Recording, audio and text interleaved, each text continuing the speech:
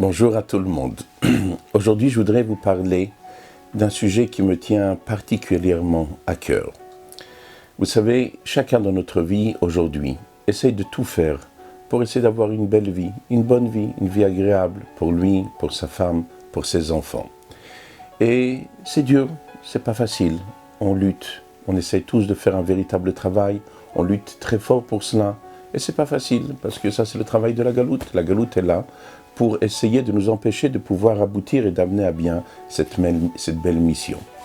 Mais je voudrais vous rappeler quelque chose d'important. Et à moi, le premier, comme je vous dis chaque fois lorsque je m'adresse à qui que ce soit, surtout devant une vidéo, à la première personne à qui je parle, c'est à moi-même, puisque je suis tout seul en face d'un appareil, il n'y a personne en face de moi, personne ne m'entend, c'est à moi le premier que je m'adresse. Il faut qu'on se rappelle tous qu'il y a ce qu'on appelle la collectivité. Il y a ce qu'on appelle le monde. Et lorsque je parle du monde à tous ses niveaux. Tout le monde sait que le monde se partage en 4 dimensions. Les minéraux, les végétaux, les animaux et les êtres humains. Chaque particule de ce monde nous concerne. Chacun d'entre nous doit comprendre que tout ce qui se passe dans le monde entier, nous sommes tous concernés. Dans notre vie, on regarde le zénith à sa porte. On est en train de regarder ce qui me manque à moi. Est-ce que j'ai une belle maison? Est-ce que j'ai une belle voiture? Est-ce que, même si ce n'est pas une belle maison, est-ce que j'ai une maison? Est-ce que j'ai une voiture? Mais on a tendance à oublier que notre maison ne peut pas avoir de sens si l'autre aussi n'a pas une maison. Notre bien-être ne peut pas avoir de sens si l'autre n'a pas ce bien-être. Et pourquoi on ne pense pas à ça? Et pourquoi il faudrait penser à cela? Parce que le monde entier est un seul unique bloc. Surtout dans le Ham Israël, le peuple juif, nous sommes comme Achat, nous sommes un seul et unique corps. Est-ce que vous pouvez vous imaginer un seul instant qu'une personne pourrait se dire « Bon, mon corps va bien, mon cœur va bien, ma rate va bien, mon foie va bien, mes poumons vont bien, mais c'est pas grave, un pied ne va pas bien. » Lorsqu'on a mal quelque part dans notre corps, n'importe quelle partie de notre corps nous fait mal, cela va déranger tout notre corps. Vous savez bien, une petite chose, comme quelqu'un m'a appelé, un petit ongle incarné, un ongle incarné. Un ongle, c'est quelque chose qui n'est même pas vivant, qui rentre juste dans la chair. C'est pas qu'il y a quelque chose de plus, il n'y a pas quelque chose de moins. Il rentre tout simplement dans la chair. Et ça nous empêche, nous cause une douleur. On n'arrive pas à réfléchir, on ne peut pas marcher, on se réveille en plein milieu de la nuit. Pour une seule chose. Mais pourquoi? C'est dans mon pied. Quel rapport avec ma tête? Quel rapport avec mon cœur? Quel rapport avec mes poumons? Quel rapport avec mon foie? Quel rapport avec ma rate? Réponse, comme Achat. Nous sommes un seul unique corps. Aujourd'hui, notre tendance est de penser à l'autre. Notre tendance est de se dire, si je pense à l'autre, si je m'occupe de l'autre, alors naturellement, il va me manquer quelque chose. Mais quel est cette âme qui va se dire, si je m'occupe de mon pied, mon ongle incarné dans mon pied, alors le cœur va lui dire, non, non, ne t'occupe pas, occupe-toi que de moi. Mais à quoi tu sers, toi, le cœur, si je n'arrive pas à respirer, je n'arrive pas à réfléchir, parce que j'ai tellement mal, je souffre. Alors la question qui se pose, oui, mais dans mon corps, je ressens cette douleur. Dans mon corps, cet ongle incarné m'empêche de dormir, m'empêche de marcher, m'empêche de réfléchir.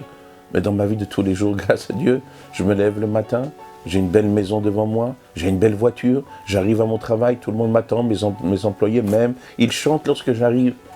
Quel rapport avec mon ongle incarné? Réponse, vous avez raison. Mais ça fait partie de notre maladie. Notre maladie, c'est ce mauvais positionnement. Cette chose-là que nous pensons que nous sommes indépendants. Nous pouvons être un cœur déconnecté d'un corps. Ça n'existe pas.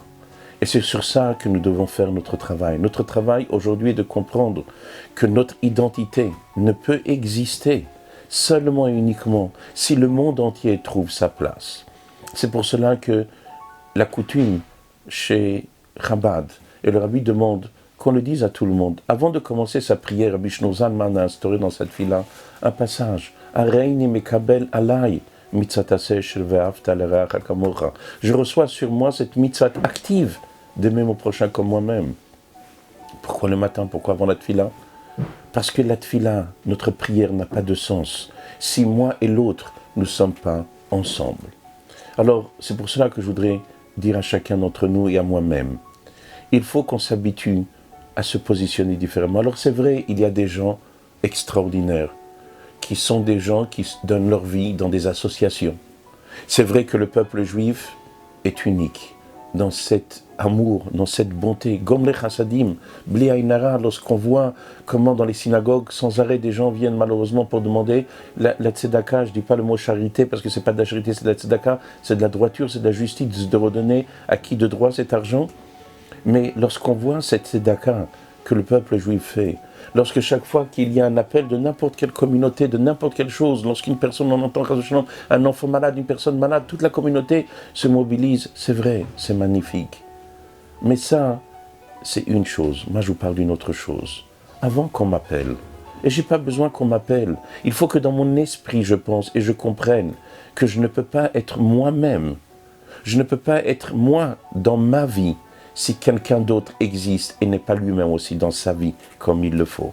Donc lorsque nous, les parents, même si on s'occupe de nos enfants, on veut les éduquer, mais on sait qu'il y a un enfant qui n'est pas dans le bon chemin, notre esprit ne peut pas exister, on ne peut pas avoir une tranquillité. On doit se dire, qu'est-ce que je peux faire pour sauver cet enfant? Alors est-ce que je suis capable de le sauver? Peut-être non.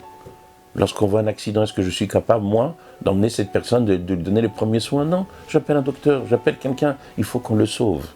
Lorsqu'on sait qu'il y a un couple, qui a des problèmes, alors peut-être moi, je ne suis pas au niveau, je n'ai pas les capacités de le faire, je ne sais pas régler un couple, mais il faut que je les aide, il faut que je trouve quelqu'un qui les aide. Il faut que je dise à ces gens-là, allez voir quelqu'un, ou dire à quelqu'un qui sait s'occuper de ça, est-ce qu'on peut faire quelque chose pour eux? La même chose lorsqu'il manque quelqu'un à manger, quelqu'un n'a pas de quoi manger, quelqu'un n'a pas où habiter.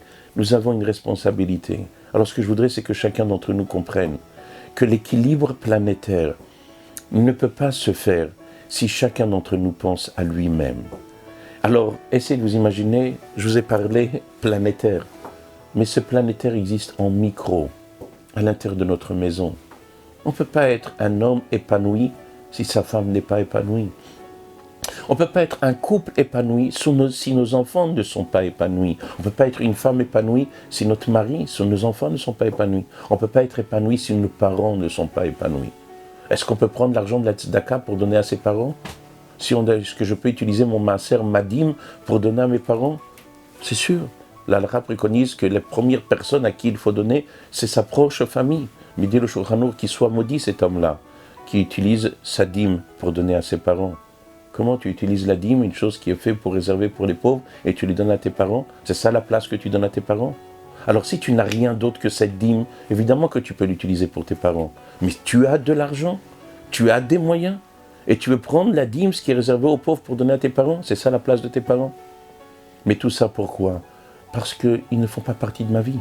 Ma vie, c'est moi. Mon argent, il est à moi. Ah, mes parents? Bon, alors il y a de la dîme, de toute façon, je dois donner, alors je vais donner à mes parents. Mais nous dit le Shulchan Aruch qu'il soit maudit, une personne qui fait une telle chose. Rappelons-nous, on ne peut pas exister, on ne peut pas être sans passer à cet équilibre planétaire. Lorsque je vous parle de cet équilibre planétaire, je suis sérieux. Je parle des minéraux, des végétaux, des animaux, des êtres humains et du Ham Israël, du peuple juif. Il faut penser à chacun. Il n'y a pas une personne qui n'a pas sa place dans ce système-là. Nous avons un devoir de penser, de faire et de permettre que chacun trouve sa place. Alors que Dieu fasse que chacun d'entre nous, Bezrat Hashem, en réfléchissant différemment, en se positionnant différemment. Vous allez voir que dans la première étape, ça sera une sensation de mal-être, de manque, de frustration. Il va me manquer quelque chose. Mais dans la deuxième étape, soudainement, on va s'apercevoir, waouh, qu'est-ce que c'est beau. Lorsque je vois ma femme épanouie, je vois mon mari épanoui, je vois mes enfants épanouis, je vois mon voisin épanoui, je vois le monde autour de moi épanoui, je rentre dans la synagogue et je m'inquiète, est-ce qu'il y a quelqu'un qui lui manque quelque chose? Est-ce qu'il y a quelqu'un qui a besoin de quelque chose? Alors je n'ai pas les moyens de le faire, mais je m'inquiète que quelqu'un d'autre le fasse. Alors, Bezrat Hashem, lorsque nous allons nous mettre tous au pied à l'étrier, et on est déjà on a mis plus que le pied à l'étrier. Le peuple juif, comme je vous ai dit, est un peuple magnifique. C'est pas pour rien que nos sages nous disent que l'Armée Israël, c'est Gomle Chassadim, c'est des gens de bonté. Mais la bonté que je vous parle, c'est pas simplement limité, c'est universel. Alors, je vous souhaite une grande hatzlacha à chacun d'entre nous de retrouver notre place et surtout de retrouver la place de l'autre. Et c'est seulement lorsque l'autre trouve sa place dans ce système planétaire, alors ma place sera la bonne. Pas comme les gens pensent, j'ai trouvé ma place, non. Je ne peux pas trouver ma place, j'ai un numéro. Je suis le chiffre 7, je suis le chiffre 8. Je ne peux pas dire, voilà, je suis le chiffre 8, je me mets. Mais le chiffre 8, il est placé entre le 9 et le 7. Donc comment tu peux parler de ton chiffre 7, 8, si tu n'as pas le 7 et tu n'as pas le 9? Mais même le 7 et le 9, même si tu as un 8, comment tu peux être un 8 s'il n'y a pas un 1, un 2, un 3, un 4? Alors le 8 vient entre le 7 et le 9. Mais comment tu peux t'appeler 8, un chiffre 8, et lorsque tu vois que vous êtes qu'à 3, il vous manque quelque chose dans ce puzzle. Chacun d'entre nous a un numéro, mais le bon numéro. Le numéro que nous avons une véritable place, une véritable case. Non pas ce numéro qui nous a tirés vers le bas pendant la Deuxième Guerre mondiale, qui a voulu donner un non-sens à notre vie, mais un vrai numéro, le numéro gagnant. Alors que chacun d'entre nous se rappelle qu'il a un numéro gagnant, mais son numéro gagnant est accompagné de numéros avant lui et après lui. Alors qu'on n'entend que de bonnes nouvelles, une grande atzlacha à chacun d'entre nous dans cette belle mission avec la venue de ma chère Tzidkeinu. Amen, Kenny Ratson.